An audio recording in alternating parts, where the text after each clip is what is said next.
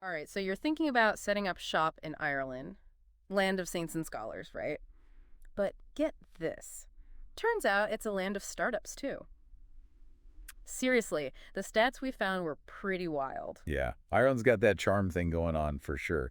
But when it comes to business, it's not all Guinness and fiddle music.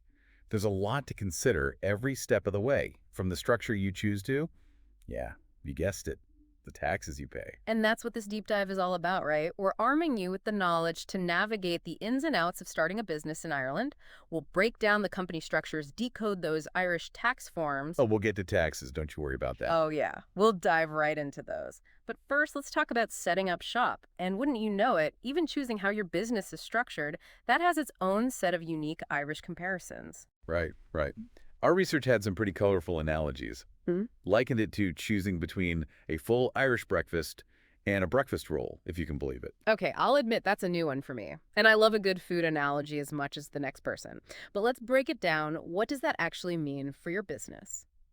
Well, those analogies do kind of represent the two most popular choices you've got. Limited company, that's your full Irish, and the sole trader. Think of that as the breakfast roll, which one you pick. That all depends on you, your situation, and how much risk you're up for. Risk appetite. Always a good thing to consider.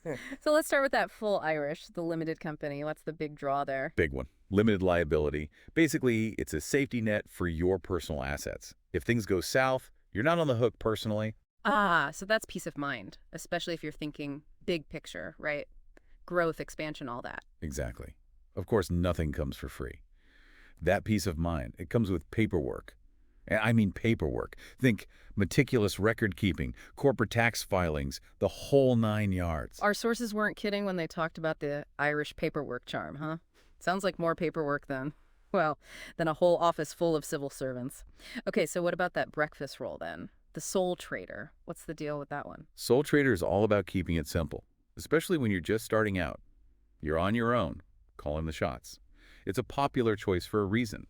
Less hassle, less fuss. Sounds tempting. Hmm. But there's got to be a catch, right? Well, the catch is you and your business, you're one and the same, legally speaking. No separation. So any debts the business racks up, any legal issues, that's all on you personally. Ah, I see. So less paperwork, but more personal risk. That's a trade-off to consider for sure. Right. It all comes down to what you're comfortable with. Starting small, not a lot of personal assets at stake. Sole trader might be the way to go, at least to get the ball rolling.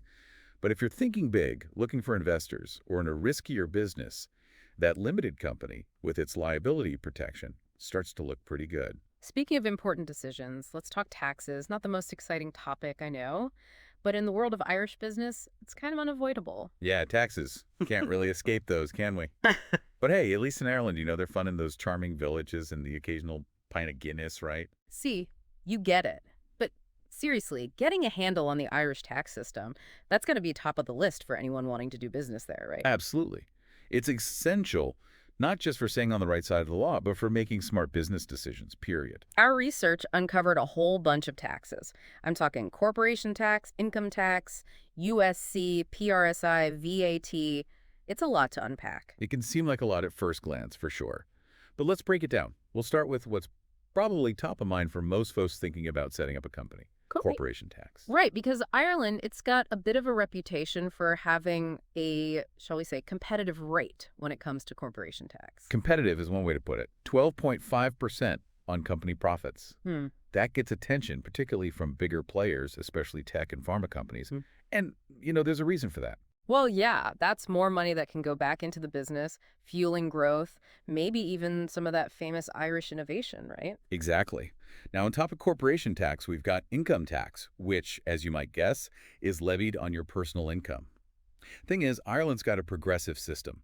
More you earn, higher the percentage you pay. Makes sense. But for sole traders, it gets a bit blurry, doesn't it? Since your business income, that is your personal income. Spot on. For sole traders, the whole business profit, that's considered personal income come tax time. So those progressive tax bands, yeah, they really come into play there. Understanding them is key. Gotcha. So we've covered the big ones, corporation tax, income tax. But then there's those others, USC, PRSI, VAT. I'll admit I needed a little help deciphering those acronyms. No shame in that. Happens to the best of us. Let's see, USC, that's Universal Social Charge. Basically, it's a tax on your total income, kind of like a Social Security contribution in other countries. Then there's PRSI, pay-related social insurance. That's your contribution to things like unemployment benefits, health services.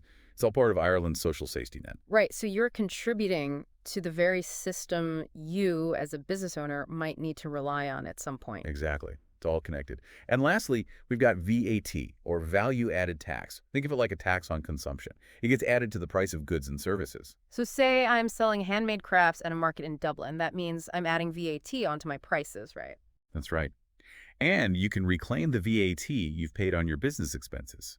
It's designed to even out, but keeping track of it all, that's crucial.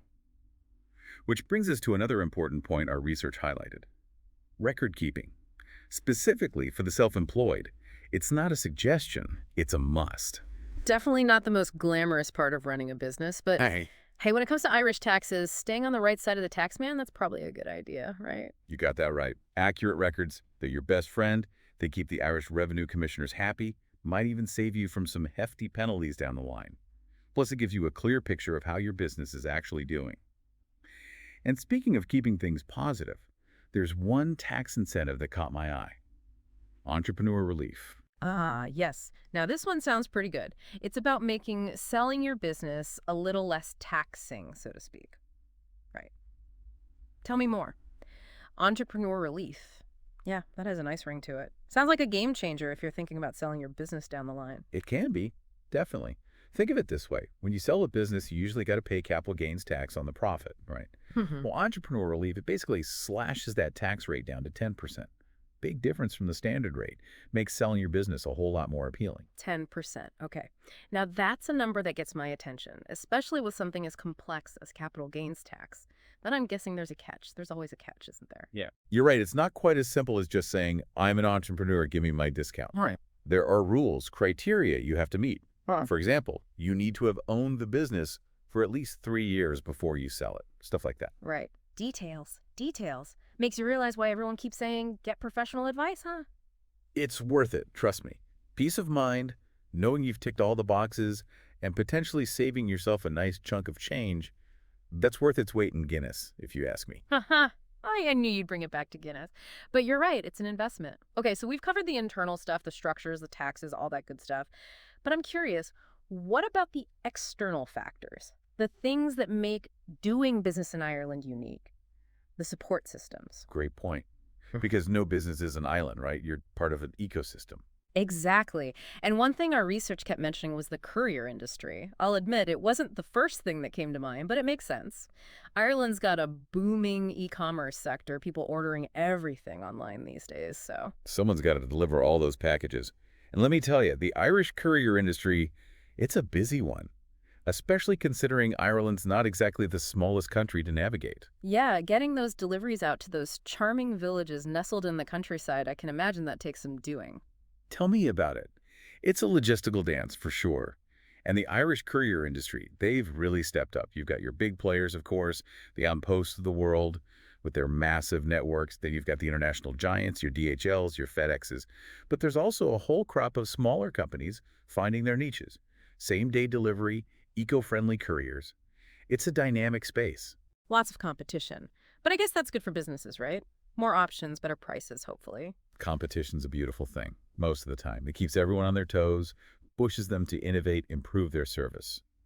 Speaking of innovation, that's another thing that struck me about the Irish courier industry. They're not afraid to embrace technology. Oh, yeah. Like what kind of technology are we talking about? Well, route optimization software, for one, makes those deliveries more efficient. Then you've got real-time tracking, so customers know exactly where their package is. And some companies, they're even experimenting with electric delivery vans. The whole sustainability thing. It's like a microcosm of Irish business as a whole, isn't it? That blend of traditional values and looking ahead, embracing the new. Couldn't have said it better myself. It's a good sign for anyone looking to start a business in Ireland. You're walking into an environment that's both welcoming and forward-thinking. So as we wrap up our deep dive here, what's the one thing you want our listener to take away from all this? I'd say go for it. But don't go in blind. Do your research like you're doing right now. Understand the lay of the land. But most importantly, don't be afraid to ask for help. Ireland's got a great support system for startups. Yeah, like those local enterprise offices, the LEOs, right? Exactly. They're a fantastic resource, free advice, guidance. They can connect you with the right people. It's like having a local guide, but for your business. A friendly Irish guide who maybe also knows the best pub to go to after a long day of paperwork and figuring out VAT returns, right? Now that's what I'm talking about. But seriously, starting a business, it's a journey. It's going to have its ups and downs. Right. But with the right mindset and a bit of Irish luck, there's no reason why you can't make it a success. Couldn't agree more. To our listener, best of luck on your Irish adventure. We're rooting for you. Slay.